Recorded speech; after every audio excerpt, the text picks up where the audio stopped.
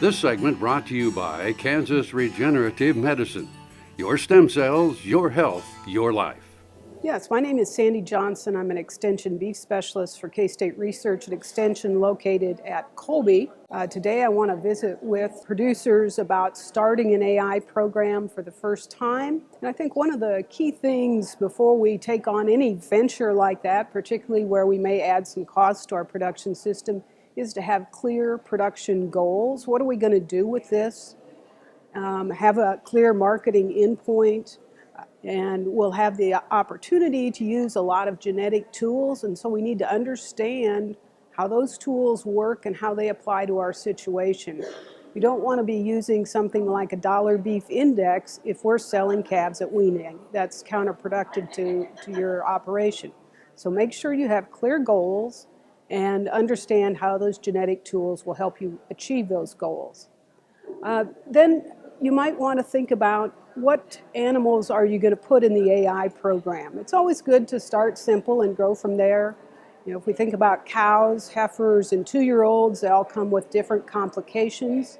Heifers are probably the easiest to breed because they don't have that calf with them.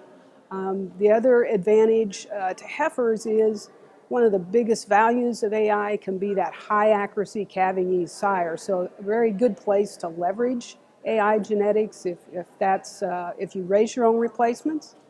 Then as we look at mature cows versus 2-year-olds, sometimes we have more challenges getting those 2-year-olds bred, but yet maybe helping them with a progestin in a synchronization program might help them breed back earlier. So there's some trade-offs there in terms of the mature cows and the 2-year-olds. And looking at the calving distribution of those groups might help make some decisions.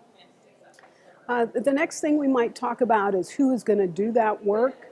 Are you going to go to AI school yourself, or are you going to rely on some other technician or your veterinarian to help you do that? Certainly there's a number of AI schools we can direct you to. There are also good technicians to do that, and you may want to think about using someone to help you initially as you get used to it, and then maybe, depending on the number of animals, start AIing on your own. The more animals you inseminate, the better you get at it. And so sometimes that's a challenge in getting over that initial hurdle. And then the other thing we might talk briefly about is some tools that we might use if we want to implement an Estrus synchronization program, particularly if we're bringing in somebody from outside. If we can schedule our AI, that can be very useful. So I want to direct you to, there's some lists of recommended protocols that you will find at our beefrepro.info site or in ksubeef.org. In all the major sire catalogs, there are recommended protocols. Highly recommended for anybody starting the first time to select something off of that list. We also have a tool called the Estrus Synchronization Planner that essentially puts those protocols on a calendar for you. One of the most common problems, even for people that are experienced, is not getting the right product on the right day, because you go into the house, you pick something up, and you pick up the wrong thing, you're in a hurry, and it doesn't work that way. You got to have the right product on the right day and really follow those. It's almost like a recipe. Apply it on this day and on this time, and when we talk about a 60-hour interval, we want you a couple hours within that interval, not just sometime that day. So we have a lot of good resources to help you.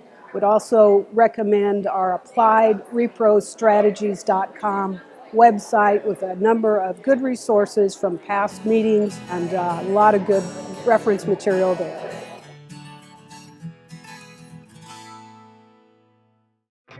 Next time you see a beautiful field of corn, reach out and thank the farmers who work tirelessly to raise corn for livestock feed, renewable fuels, and exports to feed a growing world population.